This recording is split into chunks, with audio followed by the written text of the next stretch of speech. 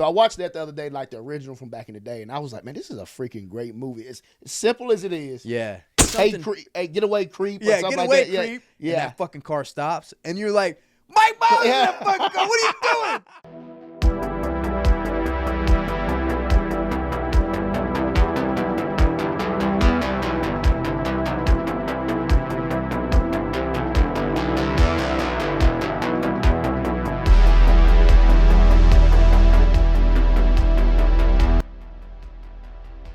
Welcome, everybody, to the Krypt-It Konvos podcast. I am your host, Director Slap, a.k.a. Sir Fear. And today, I have a very special guest with me today.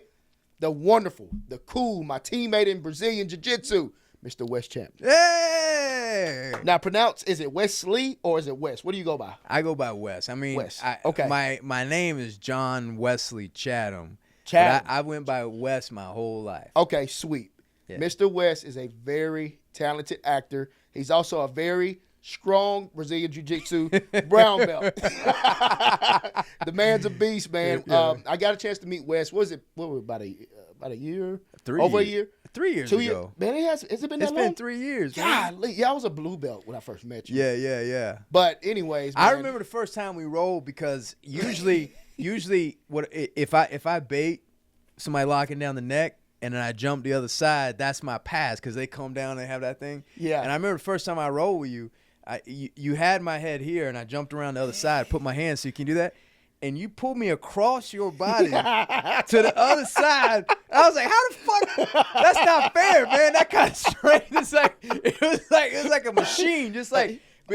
So for those of you all that don't practice jiu-jitsu, there is leverage and there's different ways of applying strength. Yeah. I don't care how strong you are. You're not going to pull somebody across your body because they're anchored underneath on the other side. Absolutely. And Slap pulled me across the body on the other side. And I was like, God damn, this motherfucker's strong. Let me get my screen back up. I'm sorry. No worries. Are we allowed to say cuss words? No, absolutely. Is this not for the family? No, dude. Cuss away. Man, Wes, I can't thank you enough for your time. I can't thank you enough for coming on the platform, man. Wes is such a cool dude, man. Anytime I just have questions, we both share a similar passion when it comes to horror also. So, yeah, we're going to dive right in. We're going to talk horror. You guys are going to enjoy this right here. We're going to have fun. We're going to laugh. Let's get to it. Mr. Wes, where did it start? Where did you come from? Where did your passion come from? Talk to me. I grew up in Georgia. I grew up right here, and I came back during the pandemic. So I lived in L.A. for like over 20 years. Okay. And I always missed it here. Yeah. I lived in Savannah until I was like in 5th grade. Savannah, Georgia. Savannah. I did a ghost The hauntings episode. I did a ghost. Yeah. I did my show, Atlanta's Most Haunted Locations, in Savannah, Georgia. Yeah. Man, and I want to talk a little bit how we connected because we started doing jiu-jitsu, and I light Slap right off. He's always got a smile, always makes me laugh. Great training partner. And we started talking about horror movies. Yes. And and listen, there's a lot of people that like horror, but he's the real deal. We started talking about horror, and I'm like, oh, yeah, I know a little we something. In this, yeah, I know a little something. Yeah. So that's how we connected. Yeah, man, absolutely, man. The horror genre is so cool to me. I'm so passionate about it. My passion for horror started when I was like 6 years old. 7, somewhere around there. I know why. I think you do know why. I told told your story. And he turned child abuse upside down and turned it into a passion. Yeah, man. And I absolutely loved it, man. You know that movie still to this day. Well, you got to tell him why. The Exorcist, for those who have not heard the story. Oh, you probably told it before. Yeah. For those who had not heard it, quick Cliff Note version. I broke my parents' waterbed, and for punishment, my father made me watch The Exorcist because he wanted to show me what happens to bad kids when they do bad things. Wait a minute. So I flooded their bedroom, and The Exorcist was my punishment. I would have rather got my ass whipped than watch that film at that time. So it was horrible. The premise of your dad's education is if you mess up something in the house, you'll be possessed by Satan. Yeah. And I grew up in South Georgia, so South Georgia's a lot of those towns. Where'd you grow up? Valdosta. Really? Georgia. Yep, Valdosta, Georgia. So you're familiar with Savannah? Oh, very much so. Oh, and, yeah. You know, what's interesting is maybe Savannah might, I don't know, this might be a subconscious, But Savannah's a haunted place. You know, Yes, that's it the is. thing. Talking about. But I remember my sister, when I was younger, she did a project called The Hauntings of Georgia. Oh. And she had this big old cardboard set up and had each place with these famous hauntings. I remember the Wailing Lady's haunting. You know, I don't know if you ever heard of the Wailing Lady. No, I've heard But of there's that one. there was a house that was there in the 1700s, and her husband went off to sea, and every afternoon, all the wives would come out and they would wave their husbands back in. That's why they call them the Wailing Lady. They'd take fabric and stuff and wave them back in. And she'd go out there every day, and her husband never came back. He got lost at sea. That is so never interesting. came back. And so the legend is that her house, the window every night still went up at the same time to go and wave the Interesting, the guy in. dude. Yeah. Is it. That's an interesting story. I'm thinking about going back down there for another episode of Atlanta's Most Haunted Locations. I've done one down there, which was completely one of the most terrifying experiences I've been through. But it was great. Yeah. But I think I'm gonna mention that to the lady who I'm connected with down there to see what kind of information. Yeah, the Wailing Lady. Yeah, there's a what kind of intel they statue have on of that. her. There's a statue of her on River Street, like Yeah. at the one end of the River Street when you go down. Yeah, I'll do some EVP reading, some SLS Yeah, cameras. do some stuff like See, that. see if we get some stuff on camera. Yeah. But Wes, we've talked about this before. We're gonna dive a little bit deeper into it. Yeah. My man, tell everybody on the Krypt-It Konvos podcast, what is your favorite horror movie of all time? That's a tough one. What? And it could be possessions. It could be slashers. It could be anything like that that just comes to mind as far as. Well, I think the first one will be my favorite of all horror genres. So it trumps everything. Okay. And the things that I'm struggling with right now is probably, if you pushed me, The Thing, John Carpenter's The Thing with Kurt Russell is, it might be number one, but the original Alien is fighting for number one. And then the sequel, Aliens, is fighting for number one. Dude, so I those agree. those three things are fighting. And what I love about horror, and what I love what these three movies do really well is I like horror combined with other genres. Yes. So The Thing is horror and sci-fi. Yes. Alien is horror and sci-fi. Yes. Aliens is horror and action. And so that's what really that's what gets me. That's what I love the most. Dude, that is so cool to hear, man. Aliens did do something to me when I was a kid, so I Yeah. agree with you. And it's been so long since I've seen The Thing, man. So I need to watch that again. Oh my God. I need to watch that Dude. again. I'm a little rusty on that. All right, go. You need to watch it this weekend. I'm gonna watch it. Actually, I'll probably watch it tonight when I get back to the house. You know what I put in the other day? It's a throwback horror movie. God, everybody loves it. The original, it's a zombie movie. God, dog it, I'm drawing a blank. Is Brains. it, Brains. Night of the Living Dead. Night of the Living Dead. Yeah. Yeah. So I watched that the other day, like the original from back in the day, and I was like, man, this is a freaking great movie. It's as simple as it is. Yeah. It's not great, man. It's not so not super CGI. Yeah. Not a lot of not like what you see in a Zack Snyder Yeah. zombie movie that just Yeah. came out. You know what I mean? Yeah, Or yeah. Days of the Dead. Yeah. Not Days of the Dead. Dawn of the Dead. Yeah. Dawn of the Dead's the best out of that franchise. Dawn of the Dead is So great. you got Night of the Living Dead, Return of the Living Dead. Yes. And Dawn of the Dead. Yes. Dawn of the Dead is my favorite. Yeah. And George Romero, he fascinates me because he's out of Pittsburgh, and he scraped up some money together, and he made Night of the Living Dead, and it became this sensation, and he never patented it. Really? So he could own zombies. He could own if people are making a zombie movies, they'd have to pay tribute to George Romero. Oh my God. So he never patented. Golly. And so that he triggered a whole like its own franchise. Like, how do you think? And I consider myself a writer. I'm sure you're a writer as well. What do you think the motivation was to create something like that? I know he's not here; it's hard to tap into his mind, but to create the zombie. Yeah. I mean that's pretty freaking cool, man. Yeah. I mean, I know he talks about a lot of the racial tension in the 60s was a big inspiration for him. He made the lead character a black man. Yeah, he did. Yeah. And he also a part of like that collective group think that can turn evil, where kind of we can all become zombies. Like if you're living in Mao's China or Stalin's Russia, and you get this political ideology, or even racism, or Nazism, or any of those things, where you can turn in. I mean, listen, like if you think about Germany in the 30s and 40s, you can consider them Nazis because the shit that they were doing collectively at the time as a society. Yeah. It's like, how the fuck, if I said to you, hey, Slap, let's go, we're going to round up these people and we might gas them to death. You might be like, even if you didn't like them. Like, man, that's kind of harsh, man. Yeah. But if I indoctrinate you, if I brainwash you where you're like, let's go do it, that's zombieism. And I think that's true. Yeah. So I think he's addressing things like that. And I think those things that scare him, like those sort of things, is what he's doing. Dude, that's really deep, man. What do you feel about the vampire genre?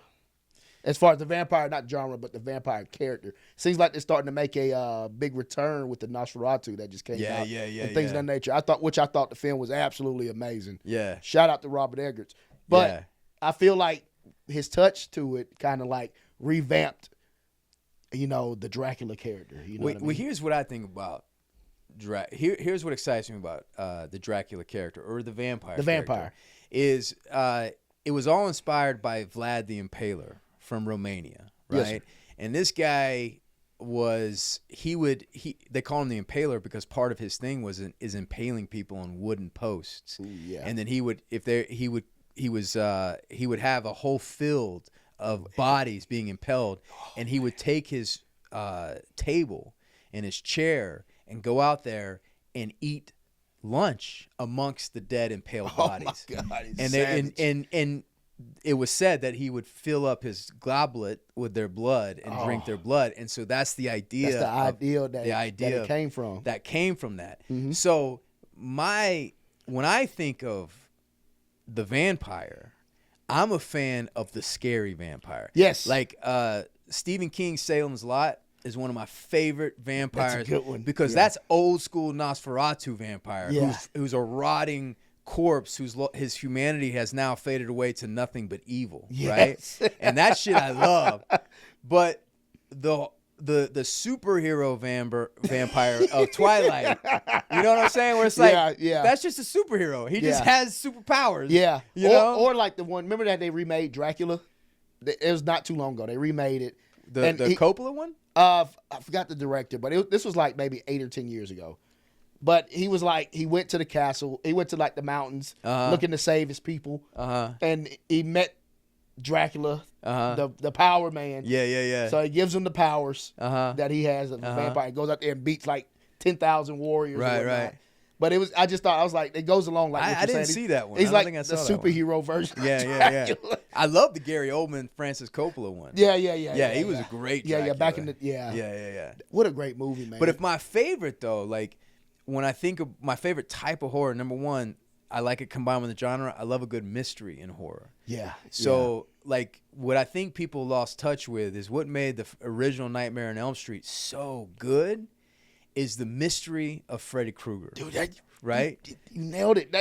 You're right. Absolutely right. Because, this girl is having these fucking dreams about this man, and then there's clues connecting her parents, and she finds the diary and starts reading about this Fred Krueger guy who did terrible things and all this is unfolding as a movie, and you're like, what the fuck? Who's the guy in the warehouse, and his face is burnt, and he's doing all this shit in his dreams.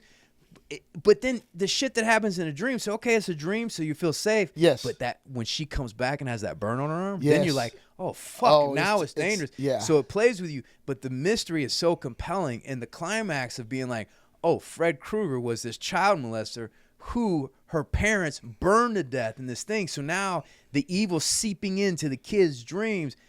God, that was so good. Dude, and they lost touch with that. Yeah. Then they think, oh, it's him with these, you always got to go back to character. You always got to go back to motivations. And then, so it's like the original Halloween. Yeah. Yeah, exactly. Yeah. The original Halloween is still my favorite horror film. Top 3 my favorite horror films of all time. Between 1 and 2. Movie. it's something about it. Yeah. It's something about watching it every October. So that was John Carpenter who did The Thing. Yes. You got to go see. But here's what I love about the original Halloween. Number one, if you go back, there's not that many kills in it. And it's not that bloody, right? Because what Carpenter understood, and the shit that Carpenter did, you didn't see a lot of it at the time. So there's early in the movie, when you kind of been teed up of like who this Mike Myers and this thing is, early in the movie, she'll look out the window and then she turns and then the camera goes back and it's Mike Myers standing in the fucking yard in the middle of the day. You know, so usually they would always have him in the shadows or you don't see him. But he was fucking there. He was omnipresent through the movie and during the day, right? So horror during the day is like, it's the reason that the American Werewolf in London was like so groundbreaking because they had the transformation in the day, in the light. Yes. You know, usually it's in the shadows. You do that shit, right? Yeah. So you got, when Jamie Lee Curtis and her friends are walking down the sidewalk and this car comes by. And then he stops. Yeah. And then she says something to him like, hey, something. Hey, get away, creep. Yeah, get away, like creep. Yeah. And that fucking car stops. And you're like, Mike Myers, that fucking car, what are you doing? And you freak, and then the car slowly goes on. You know, so that he knew how to create atmosphere, create tension, create horror with ideas. Yeah. And then you get to like the blood and stuff like that. Do you feel like that's what's kind of, as far as the horror genre of 2025 nowadays, compared to how it was in its golden age, I like to consider the 70s and 80s. Yeah, I feel like the golden era was, of course, a little bit tighter as far as the writing goes, right? Character development, things of that nature. Feel like it was better on your end. Well, I think that so that's a complex question because there's a nostalgia factor for me. Okay. Because when I fell in love with horror in the 80s, in the 90s, I was young, and these were the first things that I saw. Like, you've seen The Exorcist that really affected you and really moved you. Yes. And so I think that horror was done really well in the multitude of horror genres and things like that.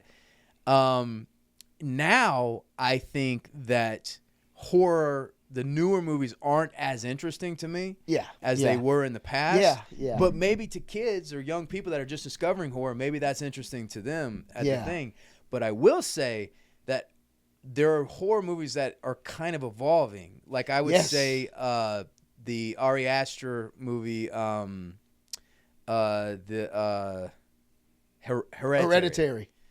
Hereditary was freaking amazing, dude. Dude. Freaking amazing. When she was in the corner on the what in the bedroom? Yeah. Dude. Yeah. And she's like right there. It's not no jump scare. It was straight raw freaking horror. Dude, I would say like one of the most powerful scenes in a movie, I would guess sequences, because it was set up properly in a movie that I've seen in a long time, is when he's driving to the party. And you see that dead goat, right? Yeah. You see that dead goat, so you know that is a sign for things to come. And then it shows that symbol on the pole. Yeah. Right? And then, so now that created the sense of dread, the sense of tension. Then they go to that party, right? This girl, little girl does not fucking belong at that party. No, she doesn't. She's out of place. Then you feel for her, right? Yeah. You're like, man, I feel for this little girl. I feel sorry for her. And then he wants to go smoke weed and try to hook up with that girl. He abandons her. Yeah. And he's like, go eat the chocolate cake. Comes out, her throat's closing. Yeah. He has to carry her in there. They get in the car, and she can't breathe. He's driving. He's frantic. He's thinking she's gonna lose. And he goes, open up the window and breathe outside. So she opens up the window, and he drives by that fucking telephone pole. It knocks her head off, and then he decapitates her. And you're like, what? Yeah. And he just stops, and it's one of the best moments. Dude, he's just sitting there, and he stops, and you're like, I'm pretty sure her head got knocked off. Didn't even look at her. He didn't even look at her, and then he peeks up, and the camera peeks up. And tips into the rearview mirror, and you see her torso decapitated. Yeah. Dude, that's freaking amazing. He drives home, gets out of the car, goes and lays in his bed. Didn't even tell anybody. Didn't tell his mother or nothing. And you're on his face the whole time. Yeah. On his face. And the mom gets up, walks down, goes to the car. And sees her daughter. And then screams. Yeah, that blood-curdling scream she let out. Dude, that was amazing. That was some Hitchcock shit. You know? Dude, I feel like, Ari Aster is he's got another movie coming out too, by the way. Is it horror? I can't. You know how they're really subliminal as far as what it's going to be. So it's just kind of a teaser as far as like the poster for it. Yeah. I don't think it's even a trailer that's been released yet. Right. But him and Robert Eggers. Like I thought The Witch was great too. The Witch was beautifully shot. It looked great. I love The Witch. Dude, it was freaking creepy, dude. Yeah. It was something about that film that was creepy. Yeah. Then you got hit with Hereditary. Then a lot of people don't really mention this one often, but I thought Midsommar was good too. Yeah, Midsommar. Yeah. It looked really, really clean. Looked cool. They was eating mushrooms and tripping out. Yeah. And then it just got super bloody and intense. Yeah. So I thought that was really shot well too. A movie that I loved in the modern horror movies that we're talking about is It Follows. I love that movie. Yeah. I thought it was a smart idea. I thought it was creative in how they do it. What was interesting about that movie is that the director, I don't remember the director's name. Look up the director. It Follows. But God, what is his name? I think he only did 2 movies so far. But he took time period out of the movie. But it's so subtle because you're watching it and you're like, oh man, this is really great. But what time period is it? Because they're wearing clothes like things from the 80s, 70s, 90s, things like that. The car models is hard to identify. They don't have any technology, but she's holding a thing that's like a phone, but it's not a phone. It's like a Kindle thing. Every movie that's playing on TV is a black and white horror movie. Every movie. You don't see any adults. You don't see their face. If there's a parent in the screen, their faces are turned. You don't see their face. Correct. So the whole thing is like takes time out of it, and it's like the innocence of the American suburb. And then this is where we're going to enter this horror, because basically the innocence of the American suburb, the innocence of the in the horror trope is the virgin. She's the virgin in the movie. Correct. As soon as she gives it up, she gets infected by this demon that will pursue her to the end. And if she has to fuck somebody else to throw the demon to up. pass it on. Yeah. That's so intriguing. How do you feel about the Smile films? Have you seen I haven't seen them. Dude, I think you would really like them. Really? Very well written. Smile 2 was absolutely... I had 3 movies last year that were really good to me. Smile 2... Between Smile 2 and what was my other one that came out? Long Legs. But I love Long Legs. Is really Wait, freaking is Smile good. 2 as good as Long Legs? So I thought Smile 2 was really, really good. Okay, really good. Bloody, but really good. Yeah, I call like when they flood the gates with horror movies, I kind of tune out. So if it's like a horror movie that doesn't feel fresh, it doesn't feel new, and so when Smile came out, I kind of put it in a category of like, maybe I'll get around to it or whatever, but it wasn't one, like if Jordan Peele has a movie, I'm there opening day. Yes, yeah. Right? And I saw the trailer and I was like, I might check that out, but I'm not going to be there opening day. Yeah. But I heard that director on a podcast and I'm listening. I'm like, oh, he might be a real one. Dude, he might be a real one. So, dude, Smile 1 surprised me. I saw that in the movies. It was just kind of like going to see it. Right. And it blew me away. I ended up seeing it like 3 or 4 times in the movies. Really? I saw Smile 2 in the movie theater twice. Really? And then I watched it probably 5 times. What's the premise? So Smile 2, you haven't seen anything, okay? No. So it's like a demonic figure. You witness someone die. Before they die, they smile at you. And then they kill themselves. And then, because you witnessed it, this demon then attaches itself to you. And then in about 7 days, you start seeing the same hallucinations that the other person saw. That makes you go crazy. And then boom, you end up killing yourself or something bad ends up happening to you. Normally it's suicide because of this presence that's attached itself to you, that smile and different characters that pop out. They smile at you. You see this creepy like smile or whatnot.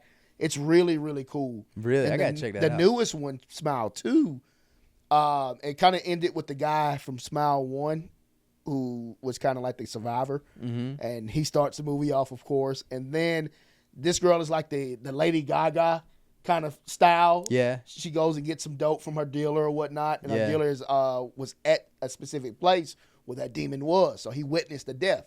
So the demon's attached itself to him. And that's her dealer, and she comes over to buy dope from him. He's in the last day before he loses his mind. Yeah. Dude takes a 45-pound weight and just starts bashing his brains in with it. Damn. Just the sound. I like little things that feel like the sound, the way, the intensity of it. Yeah. But then it's attached herself. The demon's now attached to her, and right. she's going through all the motions as far as trying to fight it. Yeah. And the ending is the best part. I want you to see it. Yeah. But the ending is what makes that film so great because you think one thing, it's like, oh, okay, all right, yeah, and then it's a whole nother thing. Right. Yeah. So right. They set it up for 3. All right, man. 3 is going to be Let's awesome. screen it. Put it on. Yeah. I Smile like too. I think Mike Flanagan, who did Dr. Sleep, is one of the new. He's one of the real ones coming out. I think he's making some really good stuff. I love Dr. Sleep. Yeah. Because I love The Shining. Yeah. I love the book and everything. I love Stephen King. Yeah, Stephen King. And legendary. Legend. I read everything. He's one. So Jordan Peele right now. Yeah. Christopher Nolan. Stephen King. If they got a movie or a book coming out, I'm there day one. That's so awesome how you like Jordan Peele like that. Yeah. Dude, I thought his last one, his last film motivated my last film, What's Up There. The alien film that he did. Yeah. Nope. I think it was called Nope. Yeah. Yeah, Nope. Yeah. His new one, have you seen the trailer for his new film that's ready to come out? I got to revise something. Go ahead. Yeah, him. The new one is coming out, and that trailer looks absolutely amazing. Starring Marlon Wayans. And it's not like a comedy. Yeah, I think it's him. Or it's like him or something like that. I just saw the trailer today. I didn't even know. It just released today. So when Jordan Peele, when I went and saw Get Out, I think he resurrected the elevated horror. Yes. Right? Because when The Exorcist, yes, when The Exorcist came out, William Friedkin. So William Friedkin directed The Exorcist.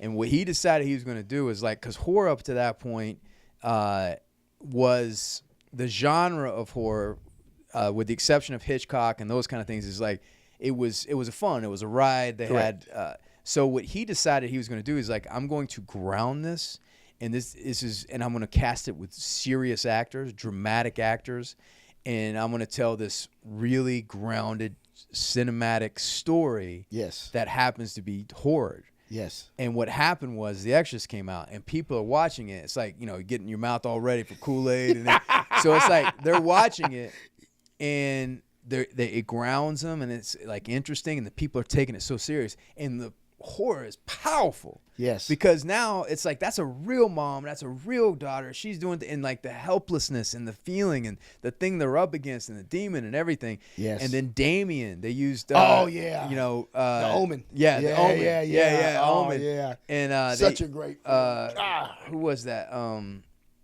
Who was that actor? The kid? No, Robert Mitchum. Okay. Robert Mitchum. They had these really actors in there. So I love that. I love those type of horrors. Yes. Peele comes out and he makes Get Out. And what I love about Get Out is Peele's a true horror fan. Yes. Right? You can feel it in the movie when he makes it. And so he keeps all the things that we love about horror, all the classic things. Yes. But he evolves it a little bit. Yes. There was things in there that you haven't, and his horror comes from ideas. Yeah. This idea of these people trying to steal, stealing people's bodies. That's scary. It is. Fuck. It man. is. It is like super. It reminds you of like the old New Orleans tales, when the voodoo person puts a rut on you. Yeah. And they have control over your body. Yeah. And you're sitting in a chair and you're fucking watching somebody living. That's someone scary living in your shit, freaking, man. Yeah. That shit I didn't want to do. It's pretty interesting, dude. Now you think about that. You've brought that up. I'm about to watch that again. Yeah. He has really became. I always saw him. I was watching Key and Peele for years. Yeah. So he shocked me on how good of a horror. Yeah. Film director he is. Yeah. I thought a lot of people shit on Nope, but I thought Nope was an absolutely amazing film. So let me tell you why I love Nope, and I have to revise my first question. What's my favorite horror movie? Mm-hmm. Now that I think about it, I got to go to Jaws. Jaws, yeah. Dude. And yeah. what I love about Nope is Jordan Peele loves Jaws, and Nope was Jaws in the sky. Yeah. It's like Jaws, and then the guy with the camera, the salted, he was Quint. Dude, it's like the dramatic. Yeah. I had that deep voice. Come on. Yeah. Dude, that's so freaking awesome, man. How do you feel about a good score in a horror film? Like the music, because we always you hear the Michael Myers score, the Halloween score, you hear the Freddy Krueger music. That's it. The Exorcist. I think sound and score is really important. I read something so there's a lot of classical score sound effects. So like one that everybody knows, like in the 50s. You remember if there's an alien movie, like, ooh, that kind of thing. So what they do is they have certain sounds and certain things that it mimics an animal dying. It mimics that, and that triggers like that ancient fear things in our mind. And everything like that. So anytime you flood the senses that are designed to horrify you, you can't neglect those things. Interesting. You know? Yes. So sound, I think, is very important. Absolutely Even right. Even the sound, like in Halloween, like if he's smashing somebody's head and like the way it sounds, Yes, like, yeah. God damn. Yeah. Scores, like It Follows is one of my favorite scores. Oh, Disaster yeah. Piece is the one that did it. I love that score. Yeah. And because I'm an 80s kid, so like a little bit of that synth. 80s synth. Yeah, a little That's bit of why I that like Terrifier, man. I love the 80s synth in the Terrifier films. Terrifier. Yeah.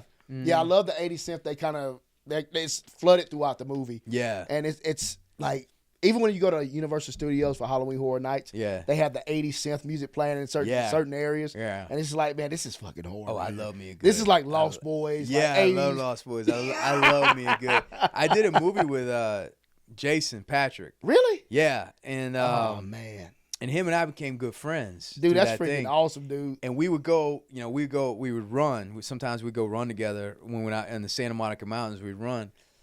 And I bet I know every fucking thing there is to know about the Lost Boys, because every time, and he's like, God damn, I did other movies, and I want to talk. And then I had him on on Ty and That Guy podcast, and I had him talk about the Lost Boys again, and he's like, motherfucker, I got other shit that I've done. I love the Lost Boys, and I think the Lost Boys, I saw it at the right time, right kid. The Lost Boys is in the vampire genre that I'm not a big fan of. Yeah. But the Lost Boys is held high in the vampire world just because where it hit. Because these are cool fucking vampires. Yeah, they were cool, dude. You know, so I'm not into the cool vampires. Yeah. But I'm into these fucking vampires. And being a kid, like at the time I saw it, and I was really young, but I'm looking and I'm like, wait a minute. They don't got a bedtime. They don't got to go to school. They're like out riding freaking mopeds. They're and riding stuff. motorcycles. Yeah. They can fly. Yeah. They can fly. Hanging out at the freaking, what's that, the Santa Monica Pier? Yeah, Santa Monica Pier. Yeah, they're like hanging out, just vibing. Yeah. And I'm like, dude, the 80s was so cool. Dude. I want that fucking vampire experience. And I think if I was a teenager and if I was Jason Patrick's character, I might be like, yeah, go ahead. Yeah, go ahead and hook me up. Yeah, I'll take it. Yeah. I want to hang out with you guys. Man, Wes, man, oh my God. I'm going to ask you 5 questions, man. 5 questions. I want you to give me 6 one. inches. Yeah. I want you to give me, I'm going to say a word. I want you to give me what the first thing that comes to your head. Okay. All right? All right, here we go. Acting. Truth. Okay. Horror. Allegory. Interesting. Okay. Family. Everything. Okay.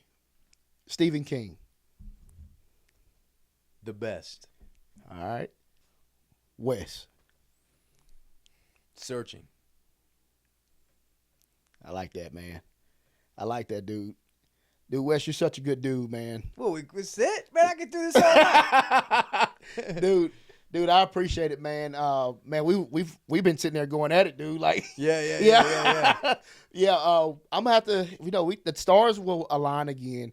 We'll have to do a part 2 to this, dude. Yeah, absolutely. It's still so much to dive into. I could do this all night long, man. Dude, this is freaking awesome. The thing is like, one of the things that I feel so blessed that I get to do what I do for a living, and I will, and this is true. I really mean this.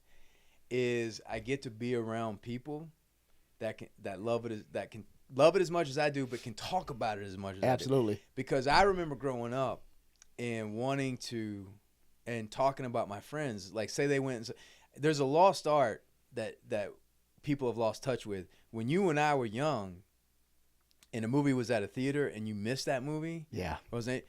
You don't know when the fuck you're gonna get to see it again. It's like. And so what there was the art is your friend would tell you about the movie, or you tell your friend about the movie. And I could sit and tell a friend about a movie where they think they saw the motherfucker, you know? Yeah, yeah. And so, because I would just know so detail. But what I realized is that early on is like I would be talking to my friends about Alien or Aliens, and I'd be like, and then this, and then after a while they'd be like, all right, let's talk about, you know, like they get tired of it, right? And I was like, you know, and that's all I wanted to talk about. Yeah. So like being in the world that I am now, it's like I'm surrounded by people that love it as much as me. So this is awesome, what we dude. do. We hang out, we talk about it, we make it, you know, everything like that. That's freaking awesome, dude. Yeah. Dude, it's so cool. And I'd say this, man.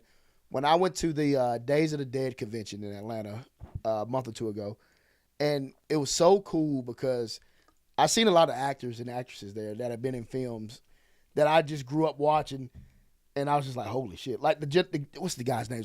He played in Terminator, T2. One of my favorite films. Robert Patrick. Yes. I did the unit with him.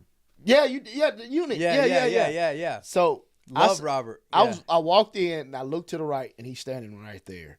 And I was like, this guy right here used to terrify me as a kid. Yeah. So I'm like, man, I'm starting to get sweaty. I'm starting to get a little antsy. Yeah. I'm like, I think that's what they call it. Is it starstruck? Yeah. Yeah. So I just walked up to him. I was like, hey, man, how you doing? Motherfucker, you can get starstruck with me. You try to throw me over your fucking body. Hey, you know, now I might have to, but you brought up Terminator. Now, what James Cameron understood is that what he understood is that Terminator is a horror movie. Yeah. And everybody classifies it as sci-fi action.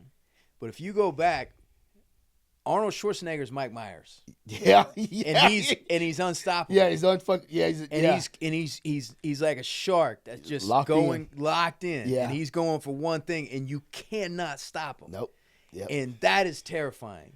And so when you combine the power of horror, like Sicario, you go back and watch Sicario. Yeah. You know, if you love Sicario because you love horror. Yeah. Because the way that the score, the way they filmed it as if it was a horror movie. Mm. Even though it's an action It's action, movie, yeah. But they created this almost supernatural presence of the drug trade coming north from the border, and there's nothing we can do about it. It's an evil beyond what we understand. When they were driving down to Mexico and you see those bodies that were skinned, oh yeah, and they're hanging by their necks, and you're yeah. looking and you're like, whoa, motherfucker. Yeah. In the beginning, they tear the walls out and there's dead bodies in plastic in all the walls. Yeah. It's like that's a horror movie. Yeah. And it's a really well done. There's horror in it, and I love hearing like you break these things down, dude. Mm-hmm. It's like, yeah, the way you just freaking went full circle explaining it is like, yeah, that's 100% right. Right. Benicio del Toro is also a really good actor too. Yeah, fuck, man. Yeah, he's really good. Yeah. Man, I feel like trying to think what would be a good one coming out this year. I'm always keeping up with horror films. I'm pretty excited about 28. I think it's 28 years later. Remember 28 days later? Have you seen the trailer to that? Danny Boyle. I have not seen a trailer. Dude, you got to watch the trailer. But I loved all the 20. I loved 28 days. 28 days later, 28 weeks later. That was really good. 28 years later is going to be freaking epic. Yeah. You know, who's directing it? You know? I don't know yet. Danny I have to Boyle? look. I'm gonna confirm that, but I believe so. Yeah, I believe he's coming back for it. It has to be him. But dude, the trailer is intense. Really? Like, I love a good trailer that builds and don't give you too much. And that's an evolution of the zombie genre where I was like, fuck, man. Because, you know, in the Night of the Living Dead, you're like, I will outrun every one of these. Yeah. And then you watch that and you're like, fuck. Oh, yeah. What are we going to do? These motherfuckers unstoppable. Yeah. Yeah. Like, that Night of the Living Dead. Remember the Night of the Living Dead with Tony Todd and I forgot the female actress too. But when they did that, the zombies are like super slow. They're just like dragging ass. And I was like, man, hell, if it was a zombie apocalypse like that, that'd be kind of fun. Right. Pick them off all day. Do you read a lot? Actually, I do, man. That was my punishment as a kid. My mother made me read a lot. So there is, I think you would really like the book I Am Legend. Will Smith made it into a movie, but the book, Richard Matheson is one of my favorite. He's up there with the Kings. Really? Right? And he wrote this book, I Am Legend, and that book is terrifying. Is it more detailed than the movie? It's more. It's different. It's different. Better, way better, I think. I'm gonna download it on. I'm sure they got it on Amazon Audible.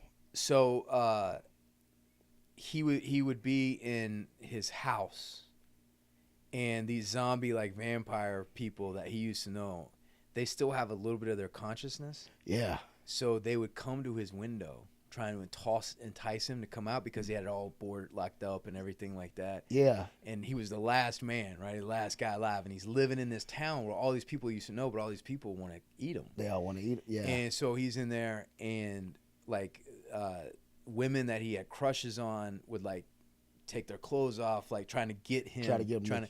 And they would call his name out. And they'd be like, hey. And they sounded normal.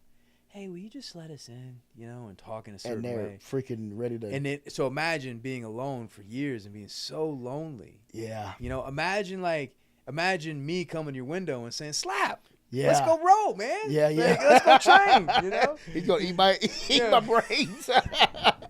I ain't falling for that one. I'm like, let's go watch a horror movie. We're like, man, a horror movie? Yeah. Let's go train, man. Like, not going to happen. Yeah. Dude, yeah, I'm going to down. I'm sure they got it on Amazon Audible. I'm going to see if they got that on there. Because the Exorcist book is really scary, too. Yeah.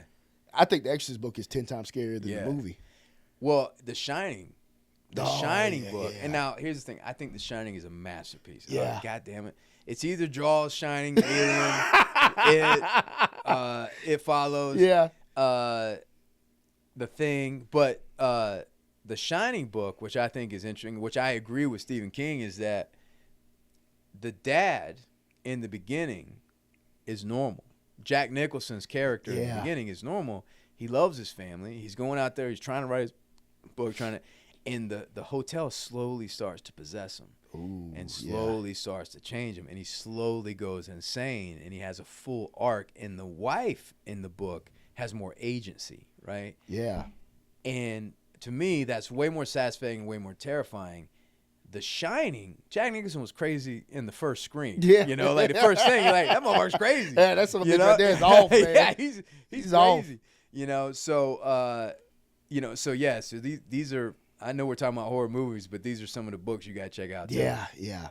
Dude, I'm going to check those out, man. Yeah. Man, you always giving me good game and good insight on a lot of these different projects because I'm very passionate about horror, and then hearing you're passionate about it and just feeling it coming off of you. Yeah. Like, dude, that's freaking awesome, man. Not often I get to talk with someone that's just passionate that's about what I'm something, saying. man. Like, that's what I'm saying. So, like, most of the friend group, your boys down here, the guys we train with, after a while, they're like, I get it. Yeah, like, we get it. We know you like horror. Yeah. I was talking to Austin about you the other day.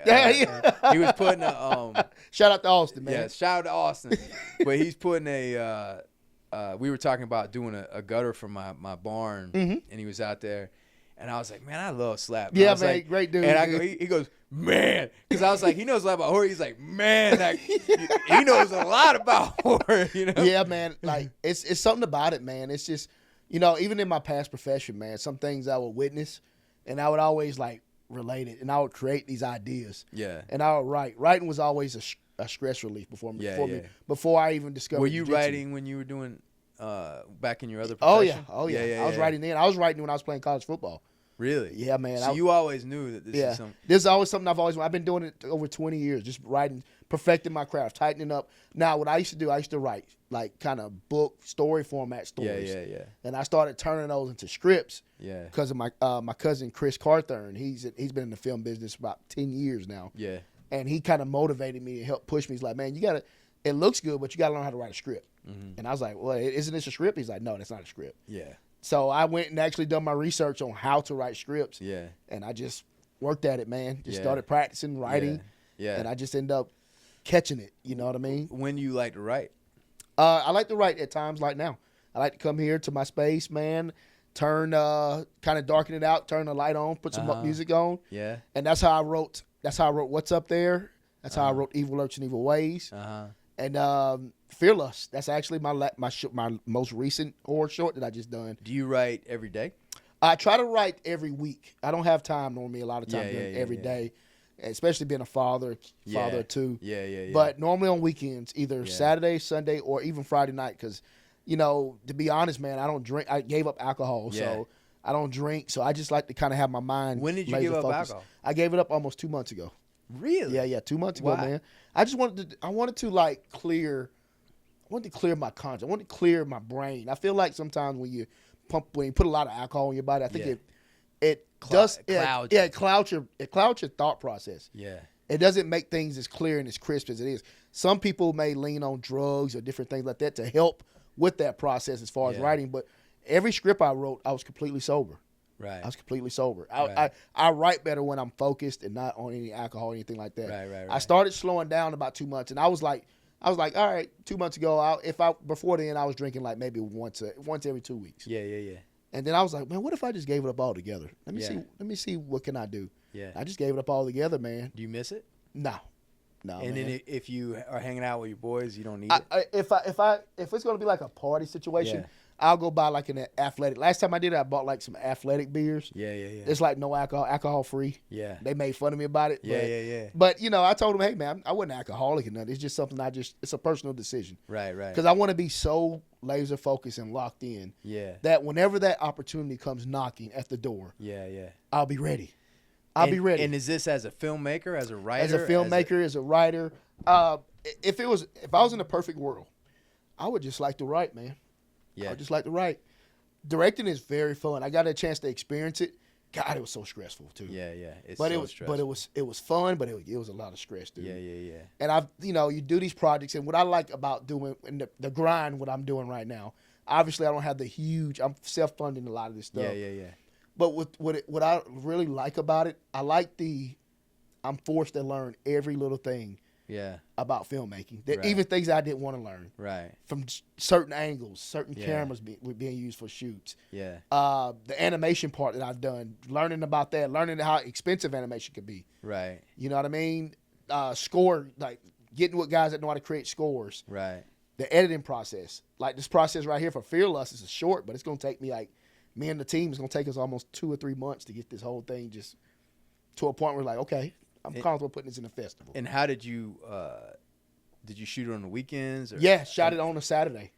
You shot it. Yeah, we shot it all in one day. Damn. Yeah, it was a grind. Did it go late? Yes, it did. Yeah. But shout out to the entire cast and team who helped with that process. Right. I had 3 camera guys. I had an audio tech that was there. Didn't have a gaffer. So I've learned the importance of having a gaffer and grips and things of that nature, because those guys, the entire process makes a difference. So you come here on the weekends, or like when you get some time, you're like, you know what? That's cool. You got your own space. Yeah, man. It's my own space, man. Come here on the weekends.